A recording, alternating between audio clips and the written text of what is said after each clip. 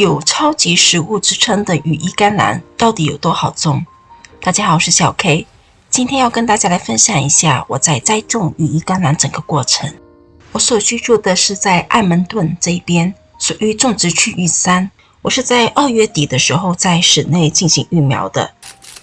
等到4月8号再把它移栽到菜地当中，用一个防霜网把它盖住。5月20号就已经开始陆续的来吃羽衣甘蓝了。移栽到室外以后呢，温度一直徘徊在0度左右，期间经历过2场的风雪，有一场呢几乎下了3天的雪。那羽衣甘蓝在低温的情况下，在艾蒙顿这边仍然生存得很好。羽衣甘蓝可以承受零下10度左右的寒冷。那从前小 K 在温哥华通常呢会在夏季的末了才来直接在地里面直播这个羽衣甘蓝，然后从秋天收到冬天，等到第2年开春之后呢，又持续的来收获这个羽衣甘蓝。因为艾蒙顿这一边呢，最寒冷的时候可以到达零下40度左右，所以呢，今年的冬天呢，我会做这个实验，看看到底羽衣甘蓝是否能够在艾蒙顿这一边来过冬哈。羽衣甘蓝最佳的发芽温度呢是在18到25之间，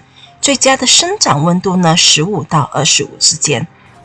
经过霜打的成熟的羽衣甘蓝，味道会更甘甜和脆爽。过热的温度它就容易抽苔，容易叶片发苦。羽衣甘蓝属于喜凉型的蔬菜，但不要误会哈，它也是需要阳光的。它每天的光照呢需要达到6个小时以上，不要把它放在全阴或者半阴的地方，因为它其实是需要阳光的。因此呢，在早春的时候，小 K 是把它移栽在坐南朝北的方向。这个菜床呢，每天可接受的阳光呢，就在6个小时左右，特别是晨光相对比较柔和，适合这些喜凉型却又需要阳光的蔬菜来种植，而不至于到傍晚的时候阳光过于强烈，温度过高，很容易呢产生这个叶片发黄或者是发苦、抽苔的情况出现。如此做法可以使得羽衣甘蓝的收获的周期可以延长啊。而在秋冬的时候，光照普遍会较少，温度也会降低，我们就需要把羽衣甘蓝直播或移栽到坐北朝南的地方，来接受更多的温度和更多的光照，这样子也是为了延长可以收获的周期。羽衣甘蓝种植期间，它们的间距通常会建议在45厘米到60厘米，但是在家庭种植呢，小 K 会觉得30厘米已经足够了。它们对于土壤呢没有过多的需求，松软的、排水性良好的土壤呢都非常适合。羽衣甘蓝呢，它不耐干旱，却又怕积水，所以呢，我们需要在生长期间呢保持这个土壤湿润，浇水不要过多否则很容易出现烂根。羽衣甘蓝会更喜欢中性一点的土壤，所以我们在种植之前可以往土壤里面追加一点石灰粉，让它的 pH 值可以往上升一点。移栽的时候可以在土壤上面再追加一点草木灰，预防这个根居线虫，因为它们喜欢偏碱性的土壤因此在它们周边呢不要加入任何茄科的作物，像番茄、茄子这些。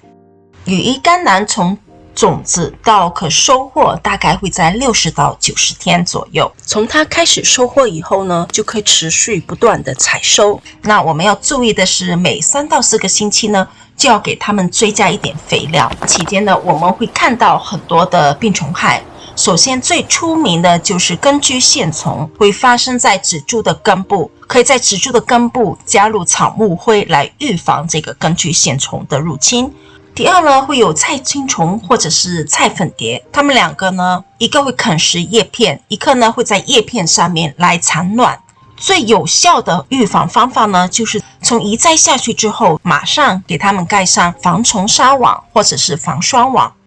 早春移之后呢，我们可以在羽衣甘蓝叶片上面撒上草木灰，来预防蚜虫以及这些甲虫来啃食幼苗的叶片。如若发现叶片有被啃食的情况出现，就要用手去抓了，摇晃那个植株然后你就会看到很多的青菜虫或者其他有害的一些昆虫在。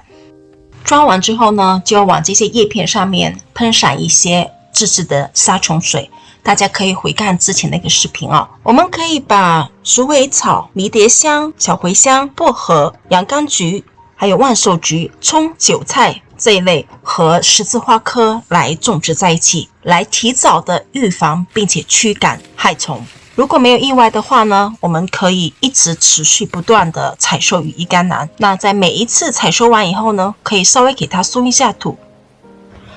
羽衣甘蓝呢是2年生的作物啊。第1年呢，它会开叶片；第2年呢，它就会进入开花结果实的周期里面。温哥华、多伦多那边呢，它都是完全可以过冬的。那在爱蒙顿这边呢，还需要实际的操作。等明年早春的时候，小 K 再来跟大家分享有没有把它御寒成功。羽衣甘蓝它的品种有非常多，可以按照每一个品种的特性呢来进行不同的烹饪。像有的可以去炸，有的拿去烤，有的呢可以直接当做沙拉来吃。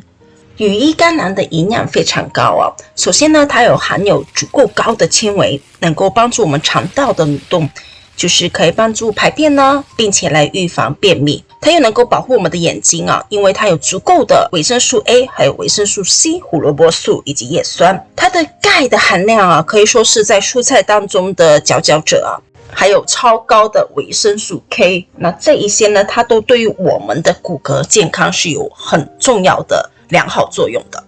小 K 呢，喜欢平常把它用来蒜蓉炒，或者是在煮汤的时候稍微把它汆烫一下就好。羽衣甘蓝和菠菜的营养价值很相似，但是呢，它没有菠菜那么高的草酸啊。很多时候我们吃菠菜的时候会觉得牙齿涩涩的，就是因为草酸引起的。所以羽衣甘蓝呢，我会用来代替菠菜给小孩子们吃，会比较能够接受。如片头所说，羽衣甘蓝是超级食物。其实呢，十字花科蔬菜呢多为超级食物，意思说呢，它有很多的营养价值可以供给给我们人类。除此以外呢，它也能够帮助我们降低患癌症的几率。所以小 K 家里种了很多的十字花科的蔬菜。那比起花椰菜和西兰花只一次性收一个果实，羽衣甘蓝呢是可以长期采收的十字花科蔬菜。如果你现在地里面还有位置，就可以趁机来移栽，或者是把羽衣甘蓝直播在地里面。那我们今天就分享到这里，我们下一次再见，拜拜。